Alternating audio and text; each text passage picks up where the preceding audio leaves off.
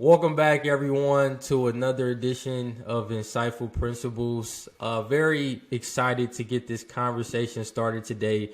I actually have a special guest here on the show. His name is David Doerrier.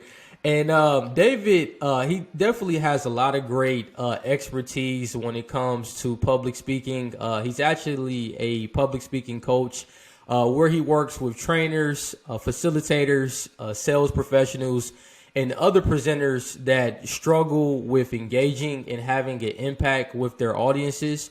Not having intentional engagement while presenting can cause your audience to not be tuned in with your message, or they can lack clarity on taking action with whatever your message is or what your product or service is that you're providing. So definitely think that this is a very important conversation.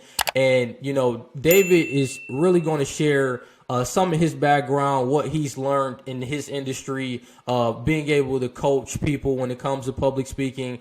And throughout this episode, we are going to break down this concept of the adult learning theory, where it breaks down a lot of the principles that comes with motivating your audience to listen, to act, and to also be more likely to retain your information, taking that next step and being able to actually purchase your product or service.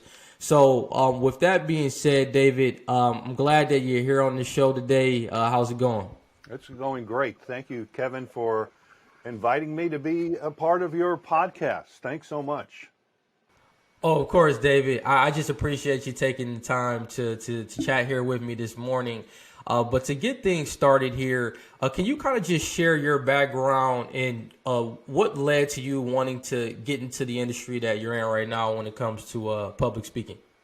Well, great question, Kevin. If I was to think about where I've ended up when I was a kid, it was far from my dreams or from my consciousness of ending up being a public speaker, being a radio broadcaster, being in theater, being a Santa Claus, or being up in front of people on a regular basis. That was far from my thoughts when I was a kid. When I was a kid, when I speak to people that I went to high school with, they say to me, well, I didn't even know you could talk, because I was so afraid of communicating with people. But to make a long story short, after high school, I joined the military. I went into the Air Force. I ended up staying 10 years active duty and 18 years in the reserves. And my career has led me into fields that have put me up in front of people on a daily basis. Radio broadcasting was always a dream of mine as a kid. And while I was stationed on Guam, one thing led to another, and I found myself as a radio DJ on the weekends working for an AM station off base. From there, a friend of mine threw a script in my lap one day, and I was now doing dinner theater on Guam. And through the reserves, I was invited to be an instructor that's what got me here to Atlanta originally in the mid-90s, and now I found myself in front of an audience on a daily basis teaching people my career field, which was air transportation. But the thing that I found along the way was, like many introverts, I am more comfortable on a stage or teaching or theater than I am with small talk. And because I'm also a perfectionist, I needed to find a way for me not only to get comfortable in front of that audience, but also to make an impact. You might be able to see a sign behind me that talking and telling ain't training or selling. Talking in front of an audience did not come naturally for me. However, I have found ways to get comfortable, and now I like to share that with others. Yeah, I think that's excellent. Just really putting yourself in the environment where you have to actually speak in front of people, and you're having to provide that eye contact and having to have those effective communication skills. I think, almost when it comes to public speaking, it really just comes down to really just taking action and putting yourself in that environment, because it is going to feel nervous at first. You're going to be a little shaky. You're not going to know, how your message, you want to make sure that your message is being conveyed correctly. But I think it's just really a process of repetition, and a process of just staying consistent and understanding that it may feel unnatural. It may feel kind of nervous for the very first time when you're speaking in front of a crowd. But I think the more times that you do it, you start to become much more comfortable. But I did want to talk about, how you started to be able to develop and become more comfortable when it comes to public speaking, because I think it is a very big fear for a lot of people. I read how like 75% of the population actually has a fear of public speaking, and it stated how that means that more than 200 million people feel nervous about talking to others or talking in front of someone. So can you kind of just talk about the fear element of public speaking and how people can really overcome that when it comes to just speaking in front of someone or just delivering a presentation? Great question. Well, first of all, let me let you in on a secret. Being nervous is normal. The trick to the getting through the nervousness is, number one, practice, practice, practice. A few other things is also building on that strong speaker's foundation, just like a house. If a house has a weak foundation, the house is going to fall apart. So not having a strong speaker's foundation, your speaking is all going to fall apart. So the ABCs of speaking in public is one of the topics that I teach, and that is designed to help speakers, presenters of all levels to create that strong speaker's foundation. So number one, knowing that being nervous is normal. There are the other thing to keep in mind is that your audience wants you to be successful. Probably the only person in the room that feels that the speech is going to fail is the speaker. Everybody in the audience is waiting to hear this information, so they want you to be successful. But being nervous is normal. All speakers at all levels get nervous, and I feel that if you're not nervous, then you're not trying hard enough. So some ways to work through that was also your question. For me, one of the ways, well, practice, practice, practice, being prepared before you go in. Even with an impromptu speech, I also teach folks on how to successfully do impromptu speeches. But even in impromptu speech, there are some things that you can do that is going to help you be prepared for any question that comes at you. And the other is I like to exercise a little bit before, get my body warmed up. Being a speaker is not that different than being an athlete or being a musician or a dancer or a singer. Any one of those professions, they're not going to, like a singer is not just going to walk right out of their car on their stage and perform. They're going to have to warm up. They're going to warm up their body. They're warm up their face, their mouth, their vocal cords, and all of that stuff. A speaker has to do the same thing. The same thing with an athlete. A football player is not going to walk right from their car right onto the field and play. They've got to warm up. They got to stretch. They have to mentally get themselves in shape to be out there on that field. And we as speakers are exactly the same thing. We have to prepare our bodies, our minds before we go out on that stage. Yeah, that's a very good point. I think the preparation that you put in during that process is what's going to lead to the results that you want. When it comes to giving that speech or that presentation, you want to make sure that, like you said, you're preparing yourself mentally, physically, just doing everything that you can before you actually step in front of that audience. And I think the repetition, the practicing, constantly, the rehearsing, is what's going to allow you to get that comfort level. So that way, once you do step in front of everyone, you may be a little nervous, but you may not be as nervous because you understand that you have a structure in your mind and it's really just playing it out in front of the people that you're speaking to. But I did want to talk more specifically about the adult learning theory because it was a very new concept for me as far as hearing it that way. I'm very familiar with some of the principles and why they're important when it comes to engagement. But can you just share with the audience of what the adult learning theory is and why is it important for speakers and other professionals to be familiar with this concept? Great question. So, first of all, the adult learning theory is based on a gentleman by the name of Malcolm Knowles. He is the father of the adult learning theory, and he had 5 principles. The principles that I put together are 8 principles. But whether you have 1 principle, whether you have 5, whether you have 8 principles, they're all designed for the same objective, and that is, how do you engage the adult, not only the adult learner, but the adult participants? How do you engage them in a way that's going to make your message stick and be engaging? Because the more engaging your message is to your audience, the more that message is going to stick. So where it comes from is from training. My background is in training and development. I've been in this career field for 30 years, and I eventually started training trainers to train.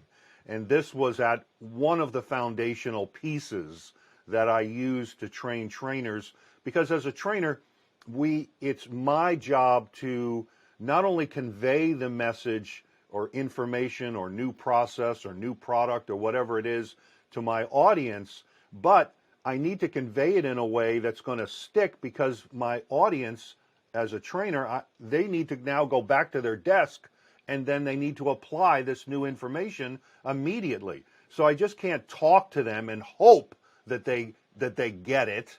I have to find ways to make sure that they get it. And the more that I use this principle, or these principles, the more that I saw any speaker can benefit from this. Salespeople, if you're running a meeting because you want it to stick. So it's made up of 8 principles that all adults, the reason I use a circle, because that's the graph. Your audience members haven't seen it yet, but you can get a free copy of it at my website and download it for free at my website, presentyourwaytosuccess.com. But there are 8 principles that all adults are looking for in all types of situations, whether they're participating in a meeting, whether they are being sold something, or if they are in a training type of situation. So I hope that explained a little bit of an overall introduction to it. Yeah, no, it's definitely important. And, I actually wanted to talk more specifically. I think a lot of these, and I'm actually going to share my screen as well, so that way everyone can see exactly these 8 principles that I think that are really, really important. So I definitely think these are very important. So like repetition, primacy, recency, ownership, effect, relevance, readiness, complexity, impact. I was wondering, David, if you could really talk on really repetition and why that's important when it comes to engagement, because I think you kind of mentioned it about how just practice is what allows people to become more effective when it comes to public speaking. I was wondering if you could just kind of touch on, just your thoughts on the element of repetition and why that's so important when it comes to just public speaking in general. It's finding out, all of these principles are important, but it's applying appropriately. If they're not familiar with the adult learning theory, a lot of trainers will just go from point A, from their opening, all the way to the conclusion without even stopping anywhere in the middle. So keeping in mind that many times in a training situation, your audience is hearing this information for the very first time.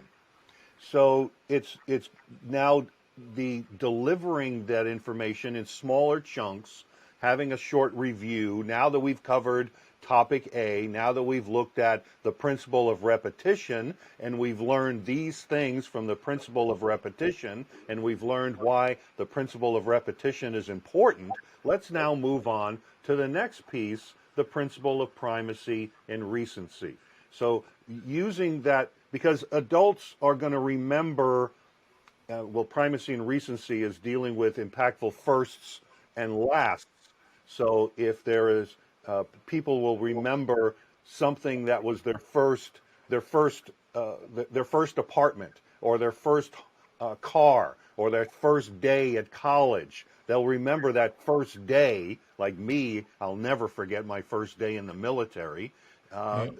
but if you were to ask me, what was my third day like, or what was my fourth day like? I don't know. But I know what that first day was like. And I also know what my last day was like when I went to basic training, because I was leaving there, yay, and I was going on to school. Or maybe the last movie that I saw in at the theater. And the reason I bring that up is that you can use those same principles when you're doing the principle of repetition, because now I'm creating that transition that is reminding people, what is it that we just talked about? Where are we going next? Why are we going to talk about this next piece? How does this next piece relate to what we just talked about? So, and it just keeps that relevant in that listener's mind, and it's all about creating that sticky factor. It's creating that glue so it just sticks in their head.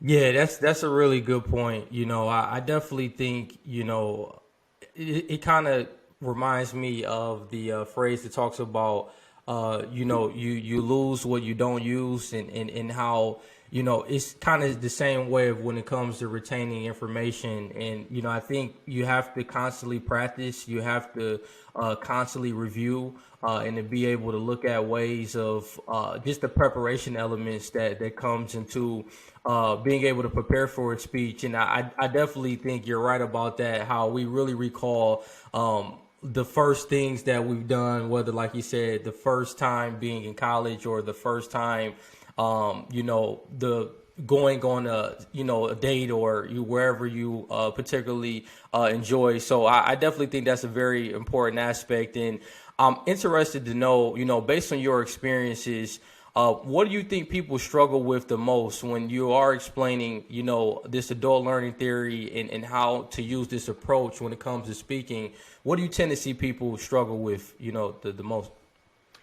Well, there are two that I talk about the most: the principle of ownership and the principle of complexity. So I would say, out of those two, the principle of complexity, when I was training trainers, a lot of the folks that I was training to be trainers when I was in corporate were IT folks, very highly technical people. Now, many subject matter experts, including myself, I've had trouble with this as well, where we have a lot of knowledge about our subject.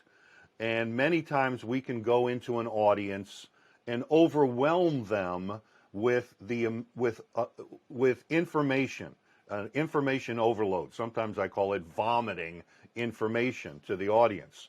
So the principle of complexity is all about first understanding your audience. What level of understanding does your audience currently have about the topic? I like to use the visual of a swimming pool, that many times these speakers, subject matter experts who have all of this knowledge, will dive straight into the deep end of the pool with all of this information. I'm curious, I'm sure along the way, have you ever experienced that, and how does that make you feel, that being overwhelmed with all this information?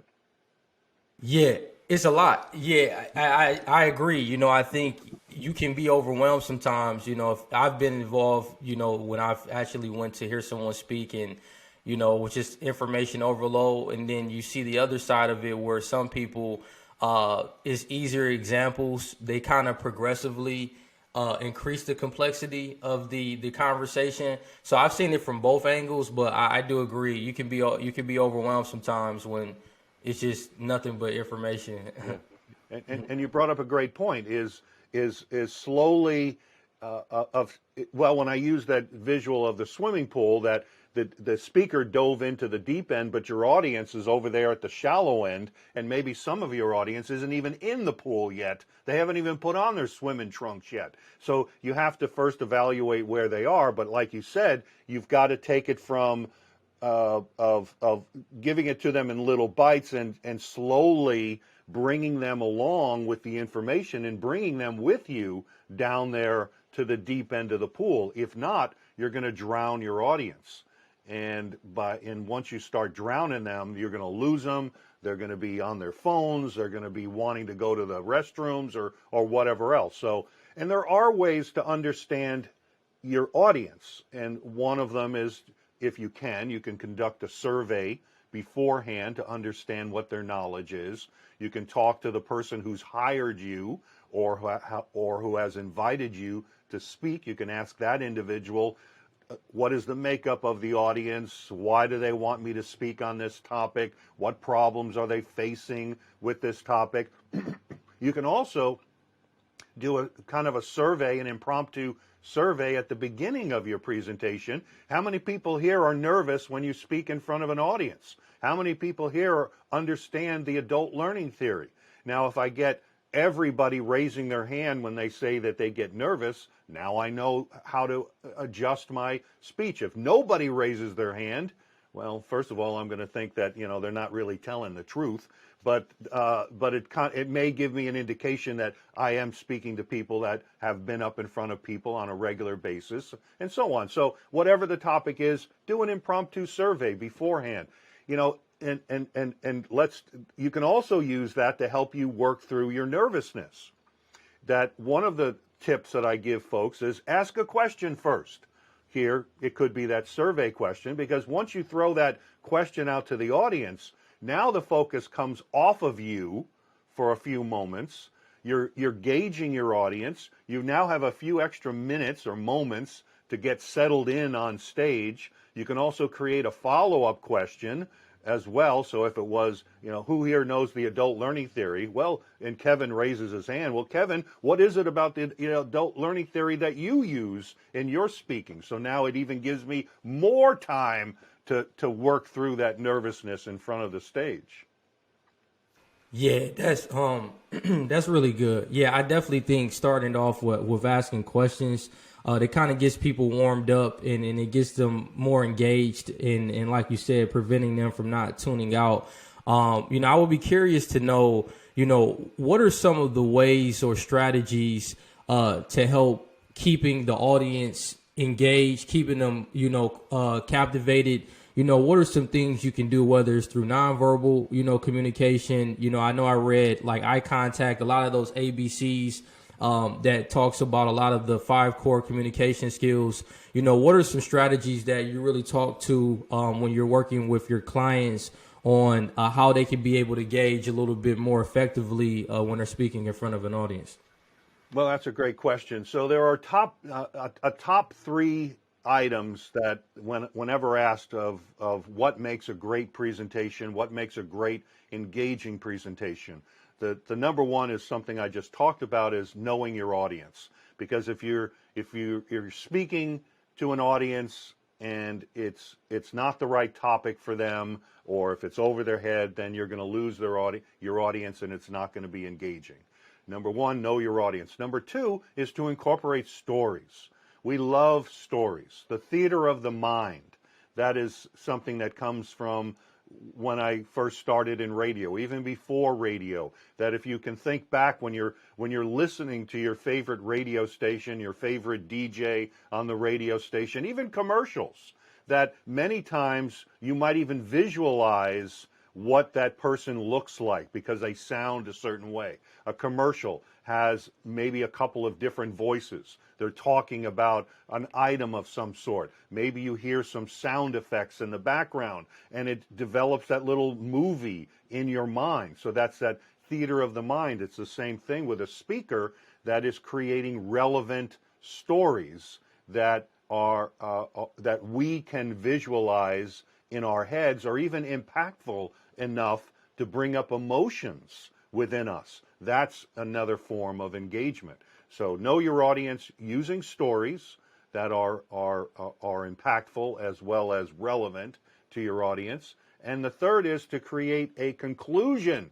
So many times, a lot of people forget the introduction as well, but they forget that conclusion at the end. This goes back to that primacy and recency, people remembering those most recent things, that if someone just says, okay, that's it, I'm out of here, thank you, give us a review. And it could be simply as, today we looked at this, you now have a better understanding of this thing, and my contact information is this, and if you go to my website, you'll be able to do X. So creating a review, because we remember less. So know your audience, use stories, and an impactful conclusion. Yeah, that's really good. I definitely think knowing your audience, storytelling, and having a conclusion.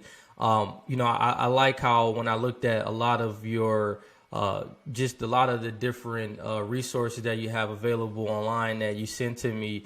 You talked about the importance of having that agenda. I think really being able to let people know what they expect throughout the presentation allows you to engage more with them. And then, like you said, doing a recap at the end, because people are going to remember the beginning and the ending of how that speech went. So I think that is really vitally important. And, I did also want to touch on, as far as just what were some of the reasons that motivated you to want to get into this industry, as far as being able to help presenters, connect with their audience. What were some of those driving factors for you on why you wanted to really get into entrepreneurship, start your own thing, and really focus on helping presenters to be able to connect and engage more with their audience? That's a great question. So I think entrepreneurship is kind of in our blood. I'm the oldest of 5 kids, and myself and my 2 brothers we're all entrepreneurs, and we kind of get that from my father.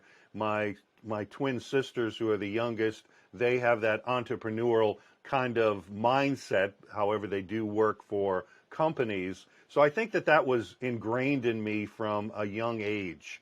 The reason how I ended up in this, I mentioned earlier when I was in corporate, of training trainers to train, and wrote a manual at one of the companies I was at. And I just found that I loved doing this. I loved working with people. I found that I had a good stage side manner, like a doctor has a good bedside manner, of being able to give people feedback in a way that was not damaging their ego. I have found that many people get kind of sensitive when you start giving them feedback on their presentation skills.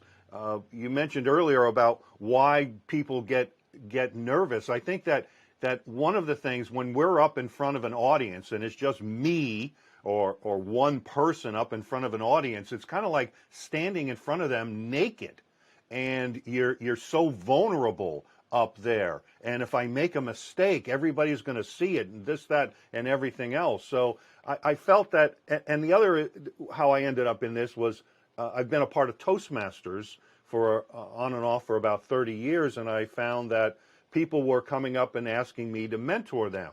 And I found that, well, wait a minute, maybe I can make some money at this. Not that I was looking to make money off of my fellow Toastmasters, but maybe I can turn this into a business.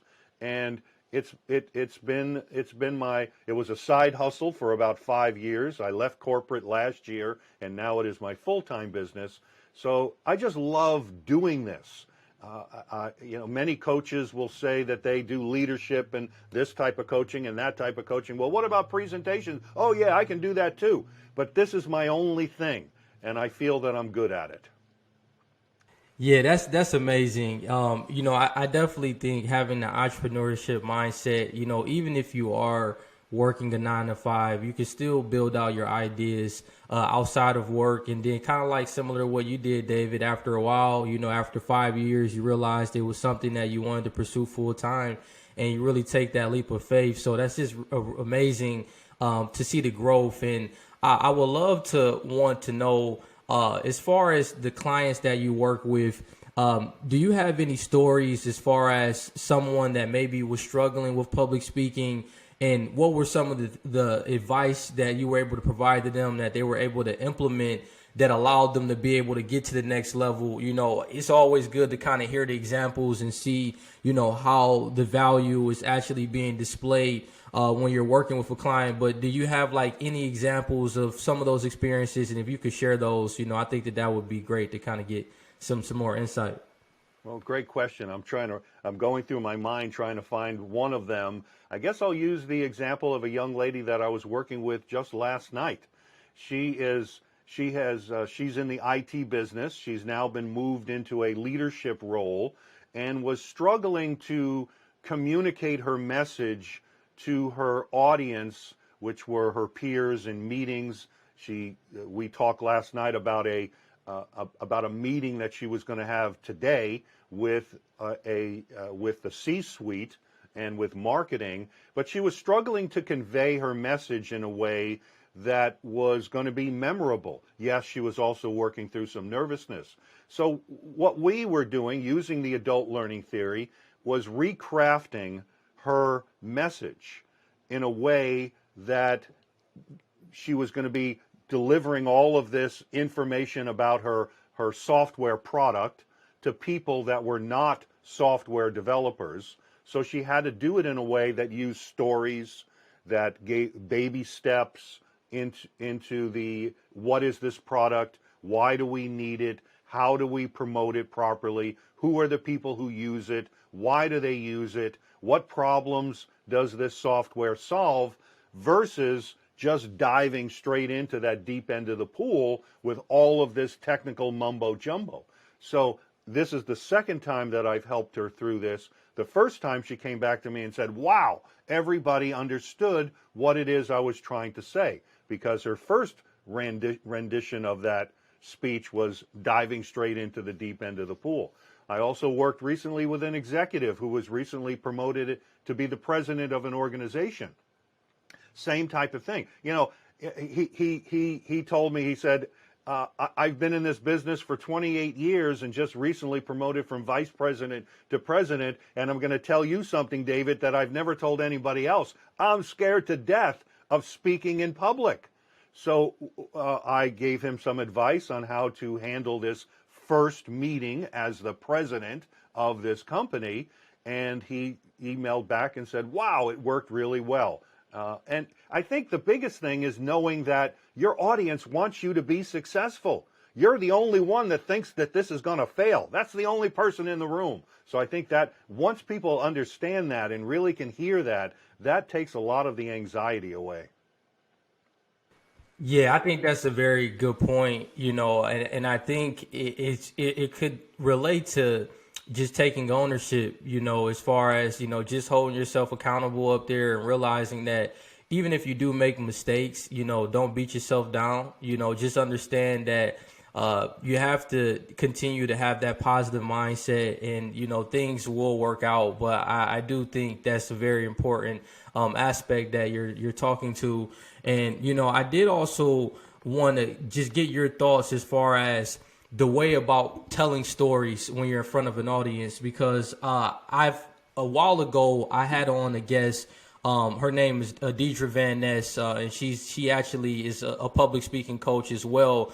And she talked about how you want to have a why story and a desire story. You want to explain, why you do what you do, and maybe a desire story that explains what were some of the reasons of why you're doing whatever the particular expertise is that you have. Would love to know, what are your thoughts as far as on that? Like, when it comes to telling stories, what is usually your approach when you're talking with clients, or maybe something you might have done when you first started speaking? How are some ways of how you actually have effective storytelling when you're actually speaking in front of an audience?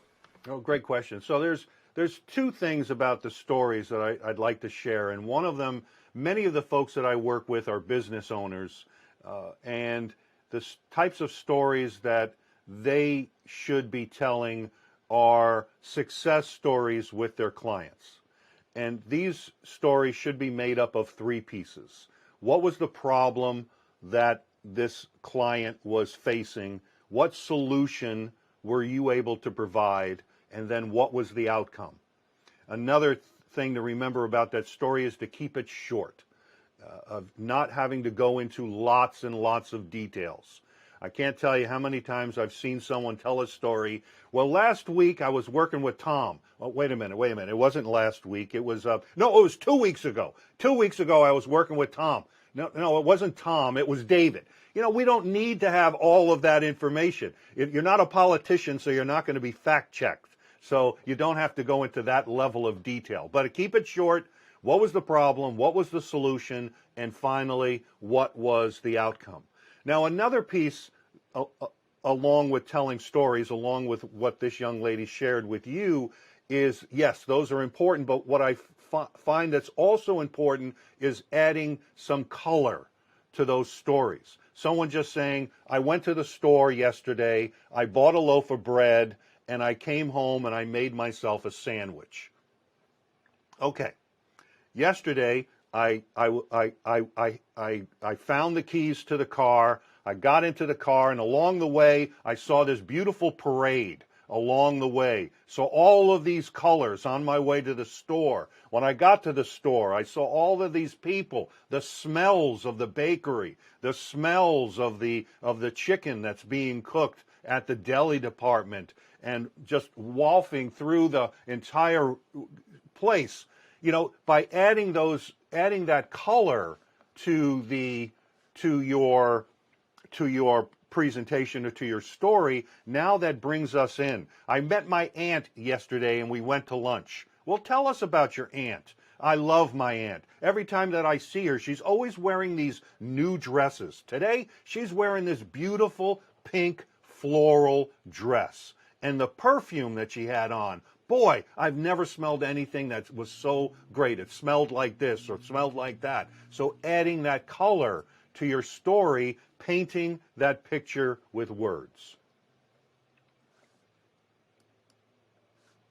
That's excellent. I definitely think it's important, and I think it kind of goes back to the when you're telling stories, you want to have the what, who, why, how, and why elements to it, and I think, like you said, it's important to talk about what the problem was, what the solution, and what was the outcome when you're sharing client stories. I think that's very important. And I did want to also touch on, one thing I think is vitally important is what you also do when you're not talking, whether that's, listening, breathing, nonverbals, eye contact, vocal variety, that's actually probably when you're speaking. But I see it seems to be those other elements are things that you're doing on stage when you're not, necessarily talking. Can you kind of touch on those different elements and why they're so important when it comes to being able to listen, have that vocal variety, breathing, nonverbals, and eye contact when you're actually on stage and you're talking in front of people? Well, I'm glad you brought that up.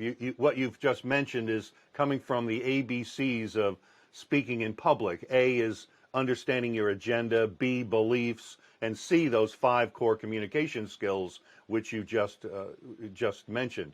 So listening, it's not only, when it comes to communication, the most important part of communication is not talking, it's listening. And listening to your audience, but not only listening to your audience with your ears, like for their questions and so on, but also listening to your audience with your eyes, understanding based on their nonverbals, is your message coming across to your audience? For example, if everybody in the audience fell asleep, that's a pretty good nonverbal to tell you, oh, you got to kind of spice it up, Dave, because everybody's fallen asleep. So listening to your audience. Vocal variety. I listened to a gentleman yesterday at a networking event, and he was monotone the whole time right through this. He's talking about his business, and I don't think he smiled once. And I'm thinking, this is your business, pal. Get excited about your business that you're telling us. So vocal variety, eye contact. Eye contact is another one of the, nonverbal is another one of the 5 core communication skills. And eye contact is a nonverbal, but it's so important that I've separated it from the nonverbals. In the Zoom world, it's important and it takes practice to look directly into your camera. So everyone who's listening now, I challenge you, put your finger up on your camera so you know exactly where it is. Now, many people say, oh, it's so hard. Yes, it is hard. It takes practice. However, The folks that are on the receiving end of this are seeing you looking directly at them versus looking over here at my notes or looking down here or looking over there. Now, if we were in an auditorium and I was on stage, yes, I'd be scanning my audience and doing the eye contact. But in Zoom world, you got to look directly into the camera. And the vocal variety, breathing. Breathing properly. Well, let me ask you, Kevin, have you ever taken singing lessons?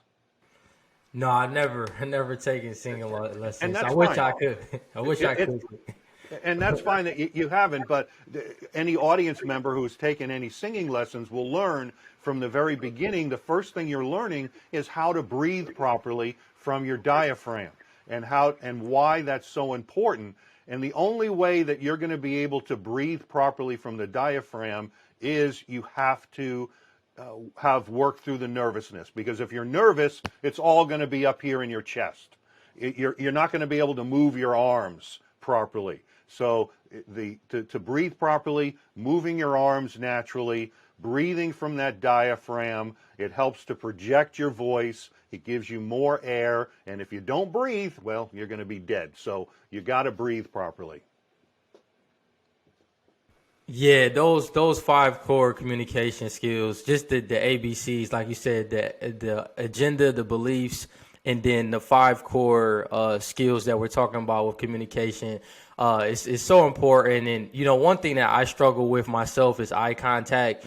Is one thing that I do want to improve on, because I think it allows you to be able to build trust with an audience. It allows you to keep them more engaged. And like you said, you can give eye contact and you can see by your audience nonverbals if they're picking up on the message, if they're disengaged, if they're not really interested in the message. So, I do think the eye contact is one that I need to improve on. And I would be interested to know, David, what are some ways that people can improve when it comes to just eye contact and nonverbals? Because I think that element of communication is so important. Even if you're working day to day and you're in the office, I think just by practicing, by looking in your manager's, eyes, or when you're talking with your colleagues, different small things like that can get you more comfortable.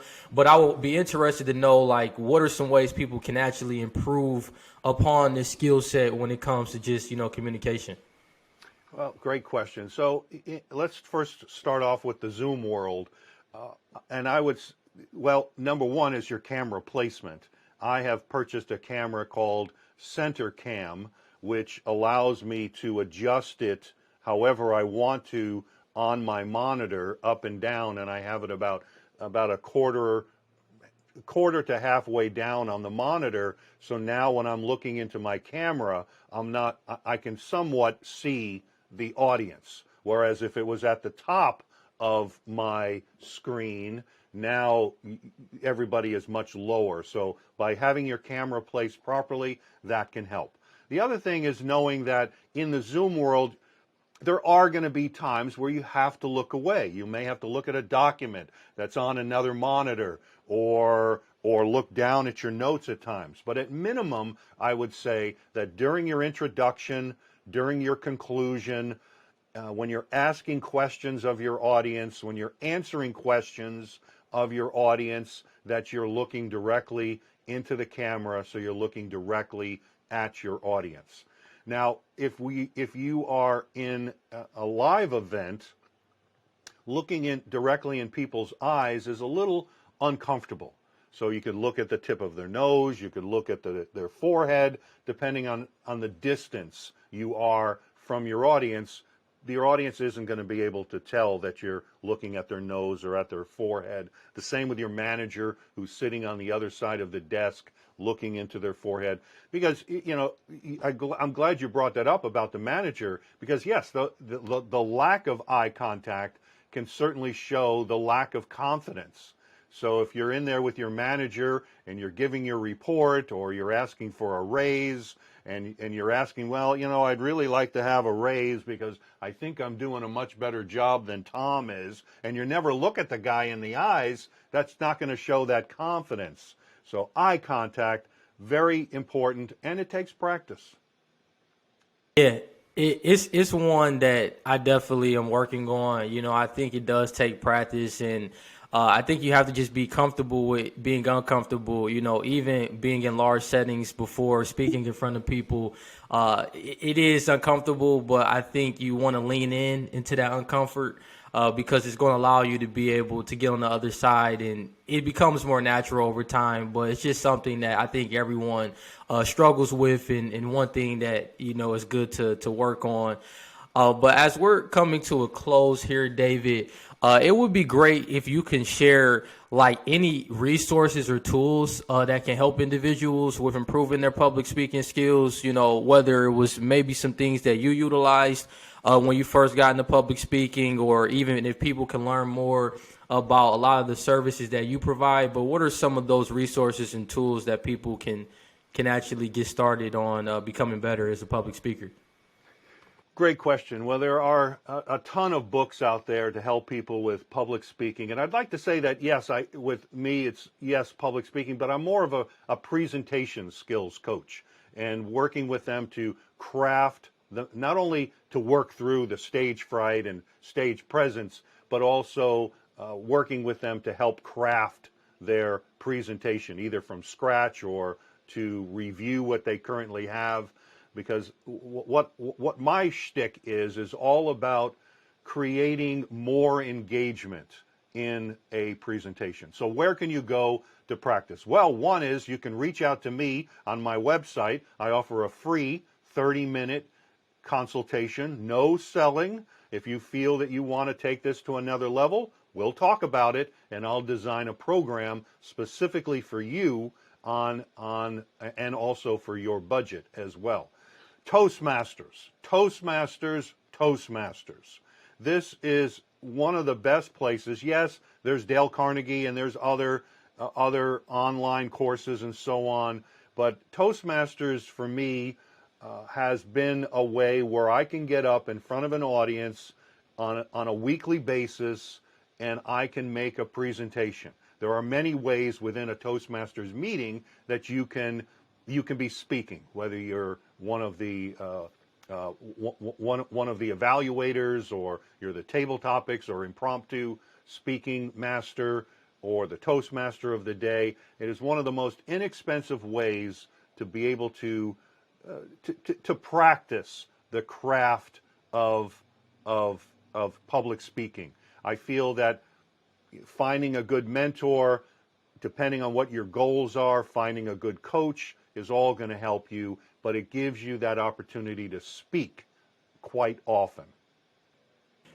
Yeah, Toastmasters, very familiar with them. I never was a part of the organization, but when I was in college, I had friends that actually were in that program and heard nothing but great things. So definitely check them out. Definitely check out all of David's information. I will put it in the show notes so that way you can be able to reach out to him. But David, is there any like lasting words or anything that you want to leave with the audience to think about when it comes to just presentation skills, public speaking, being able to really become more effective as a speaker, any type of lasting words that you want to leave? Well, something that I learned from a coworker many years ago, that I was very envious of how he was able to move up the ladder through the organization. And we were also in Toastmasters together. And he mentioned to me the way that he did that was to find every opportunity he could to speak within the organization. And by doing that, it's going to show not only that eagerness of wanting to be giving something to the organization, but also showing that professionalism.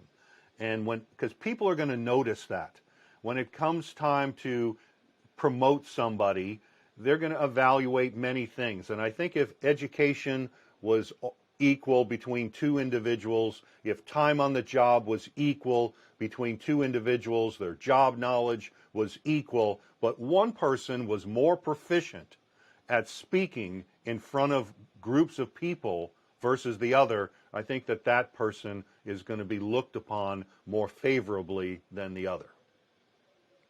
Yeah, that's an important point. No, I definitely agree on that one. That's why I think it's important to put yourself in those situations where you can speak, because it is a separator.